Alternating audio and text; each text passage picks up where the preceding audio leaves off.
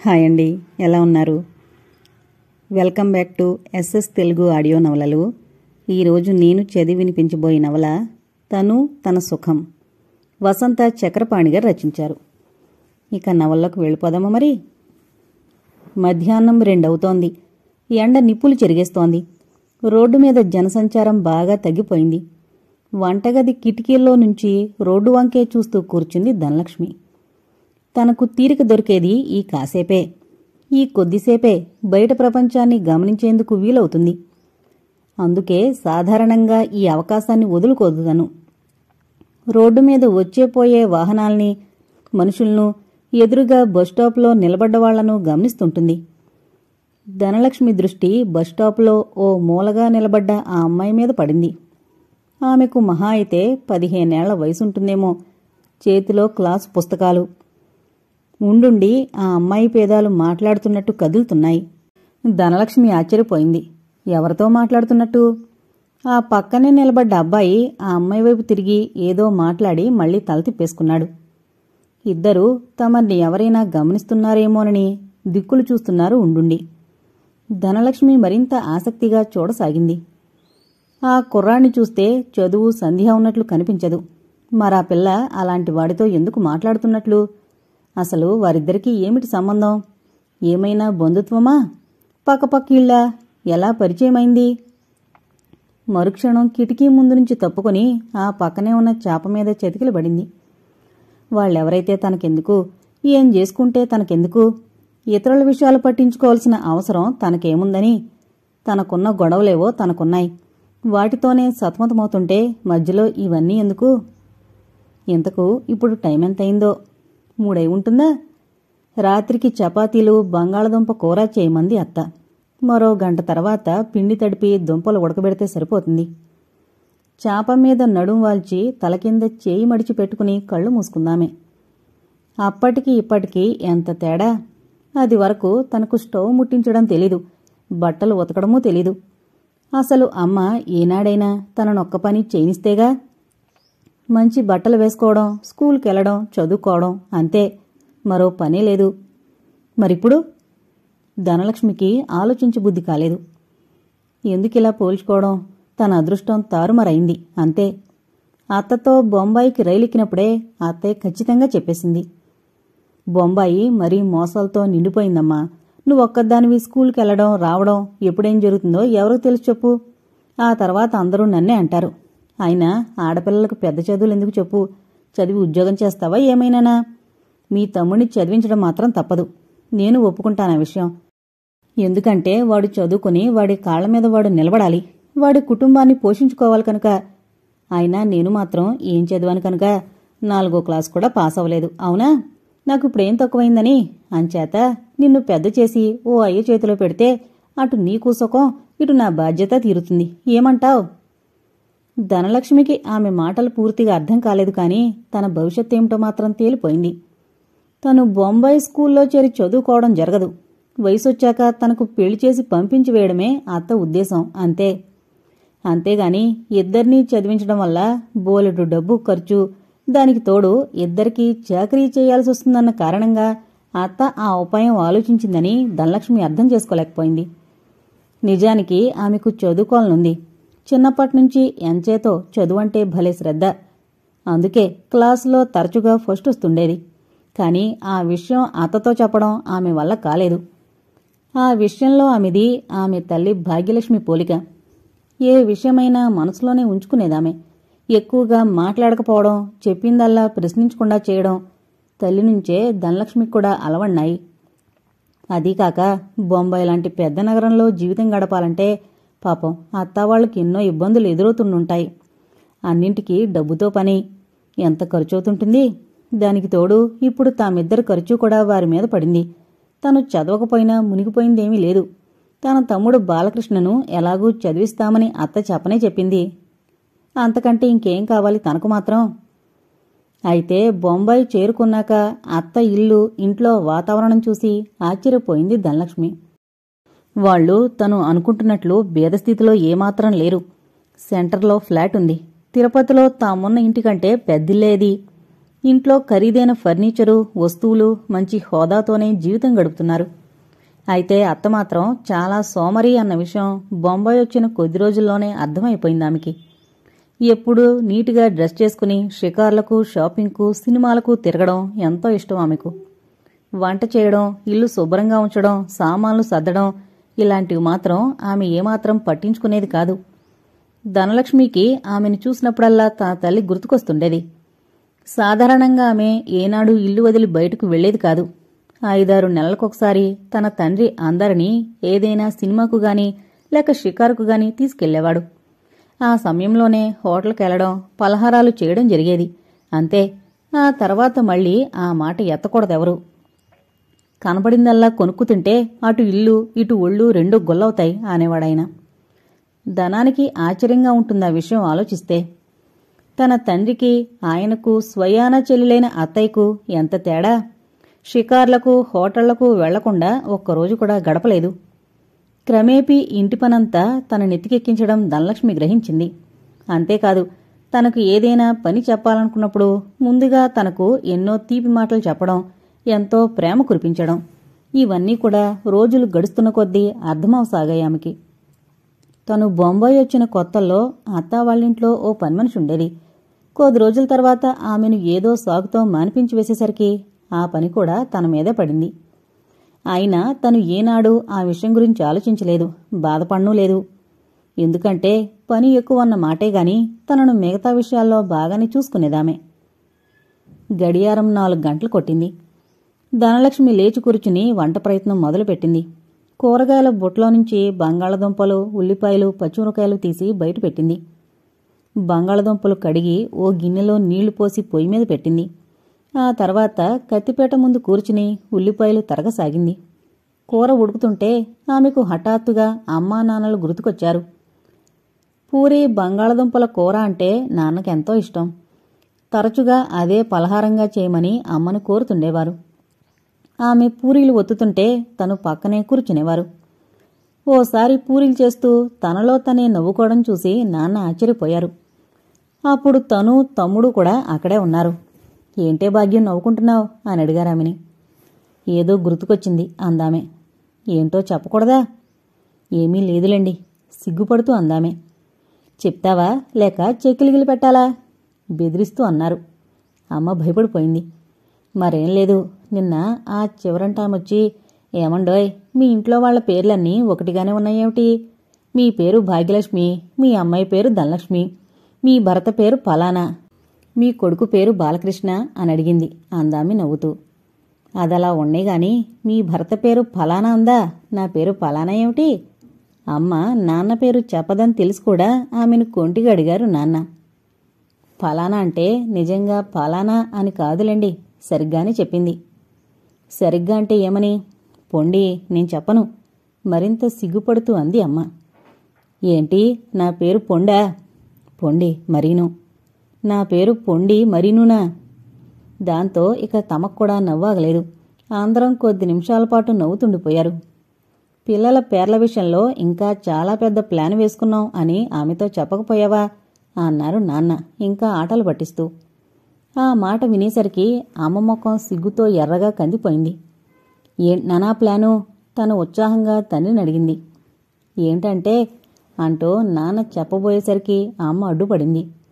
ఊరుకోండి, వాళ్ళతో ఏం మాటలు మీకు? ఏం చెప్తే తప్పేముంది? ఏ పిల్లలు వినండి, చెప్పేస్తాను. మీరిద్దరూ పుట్టకముందు నేను మీ అమ్మ కలిసి అనుకున్న మాట. మగపిల్లలు పుడితే నా పేరు రామకృష్ణ కదా, అలాగే వాళ్ళందరికీ వరుసగా బాలకృష్ణ, రాధాకృష్ణ, తాండవకృష్ణ అలా పేర్లు పెట్టాలనుకున్నాం. ఇక ఆడపిల్లలు పుడితే మీ అమ్మ పేరు భాగ్యలక్ష్మిలో లక్ష్మి వచ్చేటట్లు ధనలక్ష్మి, మహాలక్ష్మి, సీతాలక్ష్మి, రామలక్ష్మి ఇలా పేర్లు పెట్టుకుంటూ పోవాలని. కాని మీ అమ్మ అనుకున్నది అనుకున్నట్లుగా జరగనిస్తేగా. అందులో ఓ పేరు ఇందులో ఓ పేరు తీసుకుని ఇంక చాలు పొమ్మంది. అమ్మ పిండి చేతిని చిరుకోపంతో తండ్రి నోటికి అడ్డంగా పెట్టింది. తండ్రి ఒకటే నవ్వు. ఆ మాటలు తనకు కొంత అర్థమయ్యి సిగ్గుపడింది. కాని తమ్ముడికేమీ తెలీదు. ధనలక్ష్మి చటుక్కున ఈ లోకంలోకొచ్చింది. ఆమె కళ్ల వెంబడి నీళ్లు తిరిగాయి. హృదయం భారమైపోయింది. నిన్న మొన్న జరిగినట్లుందది. తన కళ్ల ముందే కనబడుతున్నారింకా తల్లిదండ్రులు. లేచి ఉడికిన బంగాళదుంపల్లోని నీళ్లు వంచేసి మసాలా సామాన్లు తీసుకుని రుబ్బసాగిందామె. ఎంత నమ్మశక్యం కాని సంఘటన!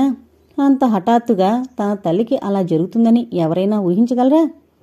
జలుబు చేసిందని, ఊపిరి ఆడడం లేదని, రాత్రంతా తలభారంగా ఉందని చెప్తూనే అంట్లు తోమడం, బట్టలు ఉతకడం, వంట చేయడం, పిండి రుబ్బడం చేస్తూ గడిపింది. సాయంత్రం వరకు తను సహాయం చేస్తానన్నా పడనీలేదు. ఒంట్లో బాగుండలేదని ఆ పనులన్నీ ఎందుకు చేస్తావు? ఈ ఒక్కరోజు ధనలక్ష్మితో చేయించుకోకూడదు అంది పక్కింటి పిన్నిగారు. దానికేం తెలుసునండి, చిన్నపిల్ల అంది తల్లి అయిష్టంగా. చిన్నపిల్ల ఏమిటి, 15 ఏళ్ళొస్తున్నాయి. ఇలా పని పాట తెలియకుండా పెంచితే రేపు అత్తారింటి దగ్గర అవస్థపడదు. మన దగ్గర ఉన్నంతవరకేగా ఆడపిల్లలకు సుఖం. ఒక అయ్యి చేతిలో పడ్డాక ఎలాగూ తప్పదు. తన వైపు ప్రేమగా చూస్తూ అందామె. సాయంత్రానికి ఆమె పరిస్థితి ఆందోళనకరంగా తయారైంది. తండ్రి ఆఫీసు నుంచి వచ్చాక కాఫీ ఇచ్చి, నాకేంటోగా ఉందండి, ఊపిరి బొత్తిగా అందడం లేదు, డాక్టర్ దగ్గరికి వెళ్ళొస్తాను అంటూ తనను తోడు తీసుకుని బయలుదేరింది. డాక్టర్ రాసిచ్చిన సల్ఫా మాత్రలు మెడికల్ షాపులో కొనుక్కుని ఇంటికి చేరుకున్నారిద్దరు. కాసేపటి తర్వాత వేణీళ్లు పెట్టుకుని వాటితో 2 మాత్రలు వేసుకుంది. ఆ తర్వాత మళ్లీ వంట పని. కాసేపు అయ్యేసరికి ఆమెకు చెవుల పక్కన దురద ప్రారంభమైంది. మరి కాసేపటి తర్వాత చేతుల్లోనూ వేళ్లల్లోనూ, ఆ తర్వాత జుట్టులోనూ దురద పాకిపోయింది. కొద్ది నిమిషాల్లో ఒళ్లంతా ఎర్రగా దద్దుర్లు తేలాయి. తనకు ఏమైందో తెలియక వంటగదిలో నుంచి బయటకొచ్చి హాల్లో పేపరు చదువుతున్న తండ్రితో ఆ విషయం చెప్పిందామె. నాన్న ఆమెను పరీక్షించి ఆశ్చర్యపోయారు. అరే, ఒళ్లంతా పేలిపోయిందే, పురుగేమైనా కరిచిందేమిటి?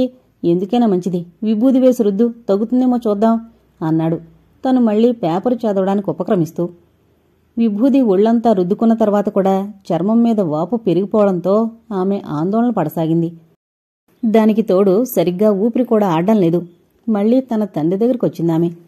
ఏమండి, నాకెలాగో ఉంది, ఊపిరి ఆడడం లేదు అంది ఆయాసంతో. అంతే, అదే ఆమె మాట్లాడిన ఆఖరి మాట. మరుక్షణంలో స్పృహ తప్పి అక్కడే కుప్పగా కూలిపోయింది. తన తండ్రి కంగారు పడి పక్కింటి వాళ్ళని పిలుచుకొచ్చాడు. వచ్చిన వారందరూ జరి కరిచిందేమో, మండ్రగప్ప కుట్టిందేమో, పాము కరిచిందేమో అంటూ తలరకంగా వ్యాఖ్యానిస్తూ డాక్టర్ను పిలుచుకొచ్చేసరికి ఆమె ప్రాణం పోయింది. ఆమె తీసుకున్న మందు ఎలర్జీ వల్ల అలా జరిగిందట. సల్ఫా మాత్రలు కొంతమందికి సరిపడవని, దురద కలగడం, ఒళ్లంతా పోకడం సహజమే అయినా దానివల్ల ప్రాణాపాయం కలగడం సాధారణంగా జరగదని అన్నాడు డాక్టర్. కనీసం అప్పుడే తనను తీసుకొచ్చినట్లయితే దానికి విరుగుడు ఇంజెక్షన్ ఇచ్చి ప్రాణం కాపాడగలిగి ఉండేవాణ్ణని చెప్పాడు. అప్పుడు ఎన్ని తెలుసుకుని ఏం ప్రయోజనం? తనను అల్లారుముద్దుగా పెంచిన తల్లి వెళ్ళిపోయింది. తను, బాలకృష్ణ కొద్ది రోజుల తర్వాత ఎలాగోలా ఆ దుఃఖం నుంచి కోలుకోగలిగారు గాని తన తండ్రి మాత్రం పూర్తిగా దిగజారిపోయాడు. ఇదంతా నా మూలంగానే జరిగింది. ఒళ్లంతా అలా అయితే డాక్టర్ దగ్గరకు తీసుకెళ్లకుండా ఏ పురుగో కలిచుంటుందని నిర్లక్ష్యం చేశాను. భాగ్యం, నాకెంత పెద్ద శిక్ష వేశావు భాగ్యం అంటూ వలవల విలపించసాగాడు ఉండుండి. ఎన్ని రోజులు గడిచినా ఆయన పరిస్థితుల్లో మార్పు రాలేదు. పిచ్చివాళ్ల అయిపోయాడు. ఆఫీసుకు సరిగ్గా వెళ్లడం మానేశాడు. వెళ్లినా ఏ పని చేయలేకపోయేవాడు. ఆఫీసులో తోటి గుమస్తాలు ఆయన బాధను, పరిస్థితిని అర్థం చేసుకుని ఓదారుస్తూ ఉండేవారు. కాని ఆయనలో ఎలాంటి మార్పు రాలేదు. నిద్రాహారాలు మాని పచ్చి మంచినీళ్ళైనా ముట్టుకోకుండా బాధతో కుమిలిపోతుంటే ఎవరూ చేయగలిగిందేమీ లేకపోయింది. రాను ఆయన ఆరోగ్యం క్షీణించసాగింది. అది చాలదు అన్నట్లు విరోచనాలు ప్రారంభమయ్యాయి. 4 రోజుల్లో చిక్కి శల్యమైపోయాడు. బాధతోనే అలా అయిపోతున్నాడని అందరూ అనుకున్నారు గాని డయేరియా వల్ల ఒంట్లోని నీరు పోయి ఆక్యూట్ హైడ్రోజన్ అని ఎవరూహించారు? ఆ రోజు ఆఫీసుకు వెళ్లబోతూ, చాలా దాహమవుతోందమ్మా, మంచినీళ్ళివ్వు అంటూ తన్నడిగారు. లోపలికెళ్లి నీళ్లు తెచ్చేలోగానే నిస్సత్తువుగా కింద పడిపోయిన తండ్రిని చూసి తను భయంతో వెర్రి కేకలేసింది. ఇరుగు పొరుగు పరుగుతూ వచ్చారు. టాక్సీలో వెంటనే హాస్పిటల్కి తీసుకెళ్లారు. ఇలా డీహైడ్రేట్ అయ్యే వరకు ఏం చేస్తున్నారు అంటూ కేకలేశాడు డాక్టర్. డ్రిప్ ఎక్కించారు, గ్లూకోజ్ నీళ్ళిచ్చారు, మందులెక్కించారు. ఏం చేసినా ఏం ప్రయోజనం? 6 నెలల కాలంలో తల్లిని, తండ్రిని ఇద్దరినీ పోగొట్టుకుని తను, తమ్ముడు అనాథలుగా మిగిలారు. ఆ తర్వాత పరిస్థితి మరింత అగమ్యగోచరమైంది. భాగ్యలక్ష్మి వైపు బంధువులు చెప్పుకోదగ్గ వారెవరూ లేరు. రామకృష్ణకు మాత్రం 2 తోబుట్టువులున్నారు. ఆయన అక్క శివరంజని బొంబాయిలో ఉంది. చెల్లెలు కాంతం చిత్తూరులో ఉంది. వాళ్ళిద్దరూ తమ భర్తలతో పాటు తండ్రి చనిపోయిన మర్నాటికి గాని తిరుపతికి చేరుకోలేకపోయారు. ఆ సాయంత్రానికి అంత్యక్రియలు పూర్తయ్యాయి.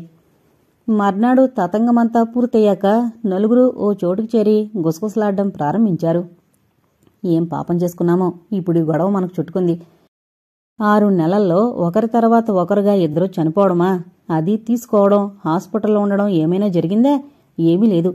ఇంటి బాధ్యత, ఈ పిల్లల బాధ్యత అన్నీ వదిలేసి జతగా వెళ్ళిపోయారు. శివరంజని అత్త అంటుంటే కాంతమత్త మౌనంగా తలూపింది. ధనలక్ష్మికి 15 ఏళ్ళొచ్చాయట. ఇంకెంతకాలం? కళ్ళు మూసి తెరిచేలోగా పెళ్ళిడొచ్చేస్తుంది. మరి ఆ పిల్లకు మంచి సంబంధం చూసి పెళ్లి చేయాలా? ఇక ఆ పిల్లాడు గొడవ వేరే ఉండనే ఉంది కదా. వాణ్ణి చదివించాలి, పెంచి పెద్ద చెయ్యాలి. మాట్లాడవేమే కాంతం, అలా మూగదానిలా ఉంటే ఎలా? వీళ్ల సంగతి మనం పట్టించుకోకపోతే ఇంకెవరు పట్టించుకుంటారు? చిరాగ్గా అంది శివరంజనత్త. నా పరిస్థితి నీకు తెలియదేముందక్క. అన్నింటికీ ఆ పొలమేగా ఆధారం. ఆ కాస్త పొలం మీదే మేమిద్దరం, మా 6 సంతానం, మా అత్తగారు, మామగారు, ఇంతమంది బతకాలి. మేమే చాలక చస్తున్నామనుకో. ఈ పరిస్థితుల్లో ఇంకా వీళ్ల బాధ్యత ఎలా తీసుకోగలం చెప్పు? నువ్వే వాళ్లకో దారి చూపాలక్క. నేను నిన్నే నమ్ముకున్నాను, కాదనుకో బ్రతిమాలుతూ అంది కాంతమత్త. చాలాసేపు ఇద్దరికీ వాగ్వివాదాలు జరిగాయి. కాంతమత్తయ్య ఆమెను బ్రతిమాలుతూనే ఉంది. ఇదంతా నీ మీద రుద్దాలని కాదక్క. నువ్వే న్యాయం ఆలోచించు. నీకు ఒకే ఒక్క కూతురు, అది చిన్నపిల్లే. మహా అయితే 11 ఏళ్లుంటాయేమో. నాకున్న చీకు చింత ఇంకా నీకేముంది చెప్పు? నా మాట విని వాళ్ళిద్దరినీ నువ్వు తీసుకెళ్ళు. ఎవరి కష్టాలు వాళ్ళకుంటాయి కాంతం, ఆ విషయం మరిచిపోతున్నావు. అదీగాక మీ బావగారు ఈ మధ్యే ఓ చిన్న ఫ్యాక్టరీ పెట్టారు. అందుకని నానా ఇబ్బందిగానే ఉంది. ఇంక బొంబాయిలో ఇళ్ళు ఎలా ఉంటాయో నీకు తెలుసు కదా.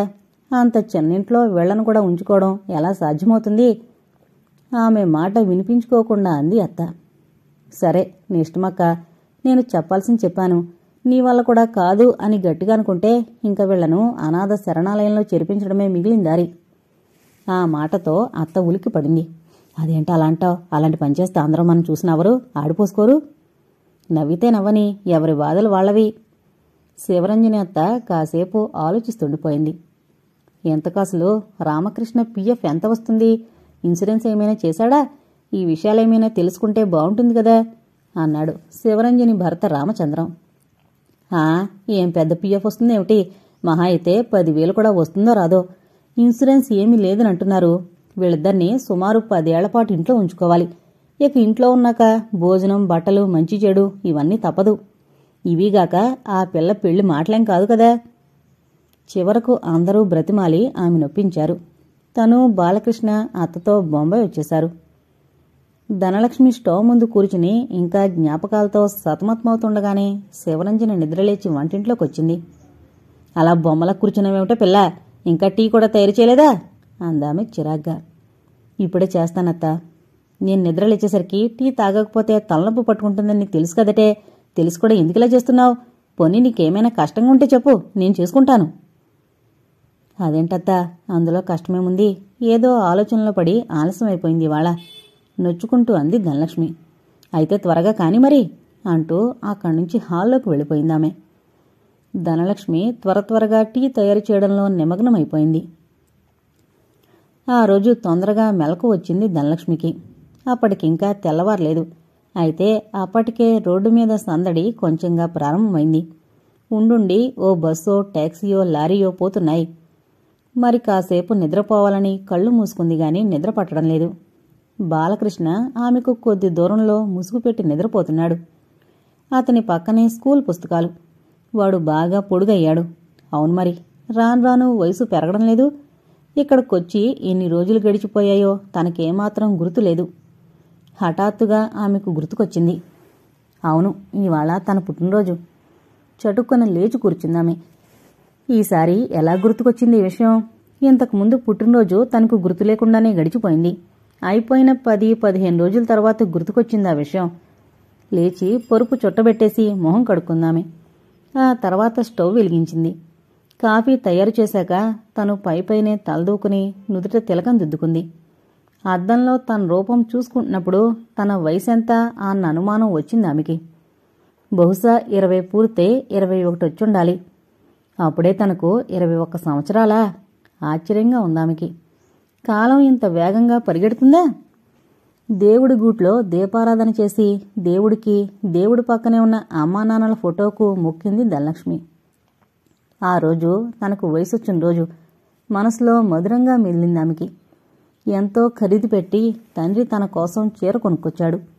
ఆ చీర కట్టుకుని అలవాటు లేకపోవడం చేత చీర కుచ్చేళ్లు కాళ్లకు అడ్డుపడుతుండగా తను ఇంట్లో తిరుగాడుతుంటే అమ్మ నాన్న ఇద్దరూ ఎంత ఆనందించారని. ధనం ఎంతలో ఎదిగిపోయిందే భాగ్యలక్ష్మి, అసలు ఇది మన పిల్లేనా అని అనుమానంగా ఉంది నవ్వుతూ అన్నారాయన. చాలండి, మన దిష్టే తగులుతుంది దానికి అంది అమ్మ చూపులు మరల్చుకుంటూ. అచ్చం నీ పోలికే కదూ, గుండ్రటి ముఖం, ఆ కళ్ళు, చూపులు అంతా నువ్వే. రూపాంది ఏముందిలేండి, మంచి గుణం ముఖ్యం గాని. అక్కడ నీ పోలికేనే, నీలాగే నిదానం, అన్నింటికీ ఆలోచించి సమాధానం చెప్పడం, తూచినట్టు మాట్లాడడం. అమ్మ నవ్వేసింది. ఇక చాలండి అంటే వినరేం? అది సరేగాని ఆ అమ్మాయికి ఇంకా పెళ్లి సంబంధాలు చూడడం మంచిదనుకుంటాను. ఏమంటావ్? నీకు 18వ ఏటగా అయింది. ఆ మాట నిజమేలేండి. ఆనాక వయసు ముదిరిపోతే మనకే కష్టం. అయినా ఏ వయసు ముచ్చట ఆ వయసులో జరిగితేనే ఆనందం. ఇద్దరూ ఎంత సమరంగా మాట్లాడుకున్నారు. భవిష్యత్తులో ఎంత దూరం వెళ్ళిపోయారు. ఆశలు, కోరికలు, కలలు, జ్ఞాపకాల బాధ భరించలేకపోయింది ధనలక్ష్మి. ఆమె కళ్ళ నుంచి కన్నీరు జారిపోతోంది. కొద్దిసేపటి తర్వాత కోలుకొని డికాషన్ దింపి పాలు కాచేసరికి పూర్తిగా తెల్లారిపోయింది. శివరంజని మూలుగుతూ వచ్చిందక్కడికి. అబ్బా, రాత్రంతా నిద్రలేదు, ఒళ్లంతా ఒకటే నొప్పులు, ఎలా దాపరించాయో ఏమో అంటూ కుర్చీలో కూలబడి ధనలక్ష్మిచ్చిన కాఫీ తాగసాగిందామె. ఇవాళ తొందరగా లేచినట్లున్నావే అందామె దేవుడి గూట్లో వెలుగుతున్న దీపారాధన చూసి. అవునత్తా అంది ధనలక్ష్మి ఉత్సాహంగా. ఎందుకని? ధనలక్ష్మి తన పుట్టినరోజు సంగతి చెప్పాలా వద్దా అని ఓ క్షణం తటపటాయించింది. ఎందుకో మెలకు వచ్చేసిందత్తా. లేచాక దేవుడికి దీపారాధన చెయ్యాలనిపించింది. అయితే స్నానం కూడా చేసావు అప్పుడే? ఆశ్చర్యంగా అడిగింది శివరంజని. ఇంకా లేదత్తా. అయితే స్నానం చేయకుండానే దీపారాధన చేశావా? ఈ అలవాటు ఎప్పటినుంచి? అది కాదత్తా, లేవగానే ఇవాళ నా పుట్టినరోజు అన్న విషయం జ్ఞాపకం వచ్చింది. అందుకని ముందు అమ్మా నాన్నకు దండం పెట్టుకుందామని. శివరంజని ఏమీ మాట్లాడలేదు. మౌనంగా కాఫీ తాగేసి అక్కడి నుంచి తన గదిలోకి వెళ్ళిపోయింది. బాలకృష్ణ అప్పుడే మొహం కడుక్కుని అక్కడికొచ్చాడు. చూసావక్క, నీ పుట్టినరోజని చెప్పినా వినిపించుకోనట్లే వెళ్ళిపోయింది అన్నాడు కోపం అణుచుకుంటూ. బాగుంది. నా పుట్టినరోజైతే ఆమెనేం చేయమంటావు? సర్ది చెప్పడానికి ప్రయత్నిస్తూ అందామే. పుష్ప పుట్టినరోజుకి ఏం చేస్తుందో నీకు తెలీదా ఏమిటి? పెద్ద పండగలా జరుపుతుంది కదూ. నీకు మతిపోయిందిరా. అలా అనుకోవడం మన చెడ్డబుద్ధినే చాటుతుంది. సరే పోనీ అక్క, మనకి ఈ విషయం మీద ఇప్పుడు వాదవెందుకు గాని, ముందు నీకు గ్రీటింగ్స్ చెప్పని అంటూ ఆమె చేతినందుకుని కరచాలనం చేశాడు. Happy birthday to you. ధనలక్ష్మికి అప్రయత్నంగా కళ్ళ వెంబడి నీళ్లు తిరిగాయి. బాలకృష్ణ కాఫీ తాగి హాల్లోకి వెళ్ళిపోయాడు. తను వంట పనిలో మునిగిపోయింది ధనలక్ష్మి. 10 గంటలయ్యేసరికి ఇల్లంతా నిశ్శబ్దంగా మారిపోయింది. బాలకృష్ణ కాలేజీకి వెళ్ళిపోయాడు. పుష్ప స్కూల్కెళ్ళింది. మావయ్య ఫ్యాక్టరీకి వెళ్ళిపోయాడు. అత్త ఇంకా నొప్పులంటూ పడుకునే ఉంది. తను తలంటు పోసుకుని చాలాసేపు బాల్కనీలో నిలబడి ఎండలో జుట్టారబెట్టుకుందామే. ఆ తర్వాత మళ్లీ లోపలికొచ్చి కాసేపు ఏవో పత్రికలు చదువుతూ గడిపింది. శివరంజని మధ్యాహ్నం అయ్యాక గదిలోంచి బయటకొచ్చి భోజనం చేసి మళ్లీ పడుకుంది. ధనానికి ఏమీ తోచడం లేదు. కిటికీ దగ్గరికెళ్లి బస్టాప్ వైపు చూసింది. ఎవరో ఓ ముసలామె నిలబడింది. చేతిలో ఓ పాత సంచి, అతుకులతో నిండిన చీర, సన్నగా ఎండిపోయి. పాపం ఎక్కడి వాళ్ళో ఏమో అనుకుంది ధనం. ఆ వయసులో ఆ ఎండలో తిరగడం ఎంత బాధాకరంగా ఉంటుంది. 4 అయ్యేసరికి ఎవరో బయటనుంచి కాలింగ్ బెల్ నొక్కడం వినిపించింది. తనే వెళ్లి తలుపు తీసింది ధనలక్ష్మి. గౌరీ నిలబడింది బయట. శివరంజనత్తుందా అడిగిందా పిల్ల. ఉంది. ఎందుకు? మా అమ్మ వాళ్ళు బట్టలు కొనడానికి మార్కెట్కి వెళ్తున్నారు. అత్తను కూడా రమ్మని చెప్పిందమ్మా. అత్త రాలేదనుకుంటాను. రాత్రి నుంచి ఒకటే ఒళ్ళనొప్పులుగా ఉందట, లేచి తిరగడమే లేదు అంది ధనలక్ష్మి. ఈలోగా ఆమె మాటలు వింటున్న శివరంజని లోపల నుంచే గట్టిగా అరిచింది. ఎవరేది ధనం? గౌరీ వచ్చిందత్తా. ఏంటట? వెళ్ళు గౌరీ, నువ్వే చెప్పిరా. అంటూ గౌరీని ఆమె గదిలోకి పంపింది ధనలక్ష్మి. ఆమెతో మాట్లాడాక గౌరీ వెళ్ళిపోయింది. తను టీ ఏర్పాటు చూడసాగింది ధనలక్ష్మి. ఆమె వెనకే శివరంజన్ కూడా వంటింట్లోకొచ్చి కుర్చీలో కూలబడింది. గౌరీ వాళ్ళమ్మతో బజారుకెళ్తాందనో, గౌరీ వాళ్ళక్కయ్య పెళ్ళి వచ్చేవారమే కదా, పాపం వాళ్ళమ్మ ఎప్పటినుంచో చెప్తోంది బట్టల సెలక్షన్కి నేను రావాలని. నిజానికి ఎక్కడ బట్టలు కొంటే సరైన ధరకు దొరుకుతాయో కూడా ఆమెకు తెలీదు. ఇంతకాలం స్నేహంగా ఉండి అవసరం వచ్చినప్పుడు నాకు ఒంట్లో బాగుండలేదు, ఒళ్ళు నొప్పులు అంటే ఏమనుకుంటారు, అందుకని ఎలాగోలా వెళ్ళొస్తాను, కొంచెం ఇంటి పనంతా చూసుకో, నెమ్మదిగా చెప్పిందామె. అలాగే అత్త అంటూ ఆమెకు టీ ఇచ్చింది ధనలక్ష్మి. టీ తాగి స్నానం చేసి గంటసేపు ముస్తాబయ్యి గౌరీ వాళ్లతో పాటు మార్కెట్కి వెళ్ళిపోయిందామె. అంతవరకు ఒళ్ళు నొప్పులతో బాధపడుతూ అంత హఠాత్తుగా ఎలా మార్కెట్కి వెళ్లగలిగిందో అర్థం కావడం లేదు ధనలక్ష్మికి. ఆమె వెళ్లిన కొద్దిసేపటికే కాలింగ్ బెల్ మోగింది. తలుపు తెరిచేసరికి రామచంద్రం నిలబడున్నాడు. తలంటు పోసుకుని కొత్త వర్చస్సుతో కనబడుతున్న ధనలక్ష్మిని ఆశ్చర్యంగా చూశాడతను. అత్త గౌరీ వాళ్లతో మార్కెట్కి వెళ్ళింది మావయ్య అంది ధనలక్ష్మి అతను అడగకముందే చెప్పేస్తూ. వేరే పనేముంది గనక మీ అత్తకి అన్నాడతను లోపలకు నడుస్తూ. ధనలక్ష్మి తలుపులు దగ్గరగా వేసి తను వంటగదిలోకెళ్లి ఫ్లాస్క్లోని టీ కప్పులో పోసి రామచంద్రానికిచ్చింది. ఏమిటి వాళ్ళ తలంటు పోసుకున్నావు అడిగాడతను. ఊరికే సిగ్గుపడుతూ అని అక్కడ్నుంచొచ్చి బాల్కనీలో నిలబడింది. రోడ్డు మీద రద్దీ చాలా ఎక్కువగా ఉందిప్పుడు. వచ్చేపోయే జనం, వాహనాలు అందరూ ఇంచుమించుగా పరిగెడుతున్నట్లు నడుస్తున్నారు. ప్రతి క్షణం ఎంతో విలువైంది అన్నట్లు, ఒక్క క్షణాన్ని కూడా వృధాగా పోనీయకూడదు అన్నట్లు. బాలకృష్ణ కాలేజీ నుంచొచ్చి పుస్తకాలు టేబుల్ మీద పడేసి ఓ ప్యాకెట్ పట్టుకుని ధనలక్ష్మి కోసం ఇల్లంతా వెతికాడు. చివరికి ఆమె బాల్కనీలో ఉండడం గమనించి ఆమె దగ్గరకొచ్చాడు. అక్క, అత్త కనిపించదేం అని అడిగాడు ఆమె పక్కనే నిలబడి. గౌరీ వాళ్లతో కలిసి పెళ్లి బట్టలు కొనడానికి మార్కెట్కెళ్ళింది. మరి పొద్దునుంచి చెయ్యి నొప్పి, కాలు నొప్పి అంటూ మూలుగుతూ కూర్చుందిగా, ఇప్పుడు ఆ నొప్పులన్నీ ఏమైనట్లు అన్నాడు బాలకృష్ణ కోపంగా. ధనలక్ష్మి ఏమీ మాట్లాడలేదు. అసలు అత్తకెప్పుడు తిరగడం అలవాటైపోయిందిలే. నువ్వు కిక్కురుమనకుండా ఇంటి పనంతా చేసుకుంటున్నావు, ఈమెకింకేం పనుంది, దర్జాగా సుఖం అనిపిస్తోంది. ధనలక్ష్మికి నవ్వాగలేదు. ఏంటివాళ అత్త మీద అంత కోపంగా ఉంది నీకు అంది చిన్నగా నవ్వుతూ.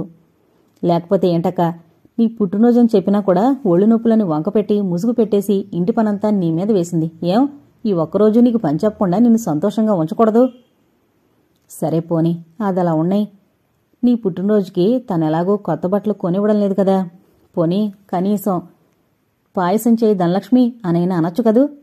ఇదే పుష్ప పుట్టినరోజైతే కొత్త బట్టలు, 10 రకాల స్వీట్లు, హాట్లు, డిన్నర్లు అంతా చూస్తూనే ఉన్నానక్క. రాను రాను నాకు ఒళ్ళు మండిపోతోంది. ఆమెదంతా కుళ్ళిబుద్దే, మనమంటే ఏమాత్రం ఇష్టం లేదు. ధనలక్ష్మి ఇంకా కల్పించుకోకుండా ఉండలేకపోయింది.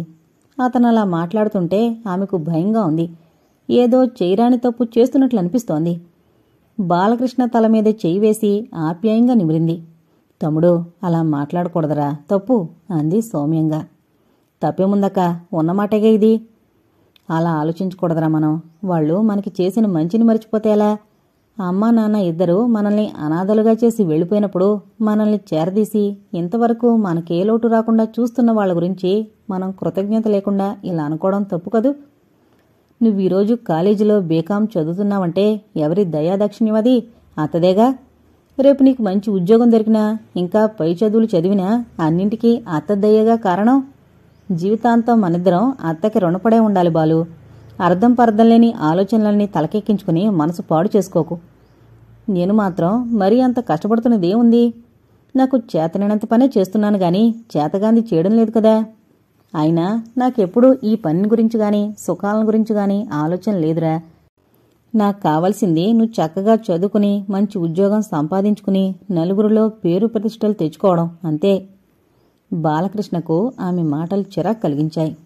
సరేలేక్క, ఎందుకులే, ఏదైనా మనసులోని మాట చెప్పడానికొస్తే ఇలాగే డొంక తిరుగుడుగా సమాధానం చెప్పి నా నోరు మూయించేస్తావు చురుకోపంతో అన్నాడతను. తమ్ముడు, నేను చెప్పేది కూడా కొంచెం అర్థం చేసుకోవాలి నువ్వు. మనం ఎప్పుడూ 2 వైపులా ఆలోచించాలి గాని ఒకవైపు నుంచి చూస్తే మన దృష్టే వక్రమైపోతుంది. ఇంకా ఆ విషయం మాట్లాడలేక, ఇదిగో ఇది నీకోసమే తెచ్చాను, తీసుకో అంటూ తన చేతిలోని ప్యాకెట్ ఆమెకు అందించాడతను. ఏంటిది అంటూ ప్యాకెట్ అందుకుని అడిగిందామె. నువ్వే చూడక్కా. ఆ ప్యాకెట్ విప్పగానే లోపల ఓ దండ, మరో ప్లాస్టిక్ కాగితంలో 4 బాంబే హల్వా ముక్కలు కనిపించాయి.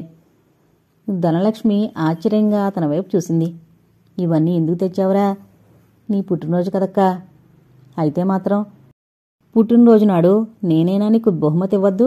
నవ్వుతూ అన్నాడతను. నేనేం చిన్నపిల్లనా పుట్టినరోజులు జరుపుకోవడానికి, బహుమతుల కోసం చూడ్డానికిను?